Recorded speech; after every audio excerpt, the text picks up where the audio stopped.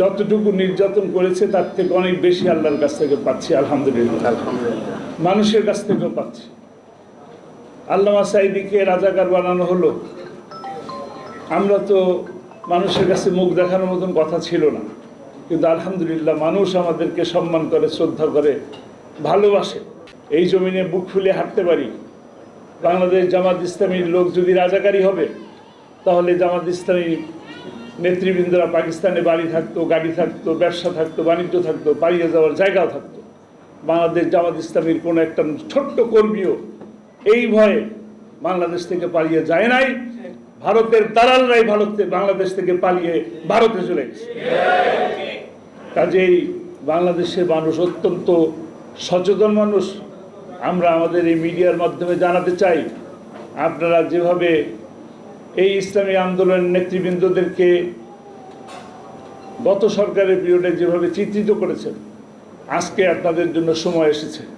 মিডিয়ার বন্ধুগণ, আপনারা বর্তমান সময়ে সঠিক চিত্রটা তুলে ধরুন, মেহেরবানি করে তুলে ধরুন। আর আমরা যারা হারিয়েছি, আমরা তো তাদেরকে আর কোনোদিন ফিরে পাবো না।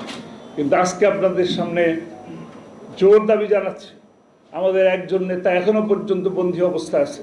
এটিএম আজহারুল ইসলামের অনতি বিলম্বে তার মুক্তির ব্যবস্থা করুন। আমরা আর কোনো নেতাকে এভাবে হারাতে চাই না। আমাদের নেতারা চোর নয়, আমাদের নেতারা পালিয়ে যান না, আমাদের নেতারা লুটেরা নয়। 28 লক্ষ টাকার 1 টাকাও আমরা নিয়ে যাইনি। যারা নিয়ে গেছে তাদের বিচারের জন্য আপনারা মিডিয়ার কাছে জানাতে চাই যে আপনারা বাংলাদেশের প্রতিটা মানুষের কাছে এই কথাটা স্পষ্ট করে তুলে ধরুন। তারা চোর, আর তারা ডাকাত, তারা দুর্নীতিবাজ, তারা স্বজনপ্রীতি করে বেড়ায়।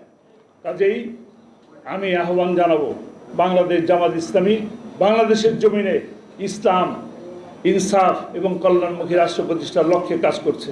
আপনারা মিডিয়ার সুপ্রিয় বন্ধুগণ, আপনারা আয়নার মতন কাজ করুন, বিবেকের মতন কাজ করুন। আপনাদের সকলকে ধন্যবাদ জানাচ্ছি। আমরা যাদেরকে হারিয়েছি তারা সকলকে একই জান্নাতে, একই জায়গায় ব্যবস্থা আল্লাহ তাআলা দান করুন। আমিন।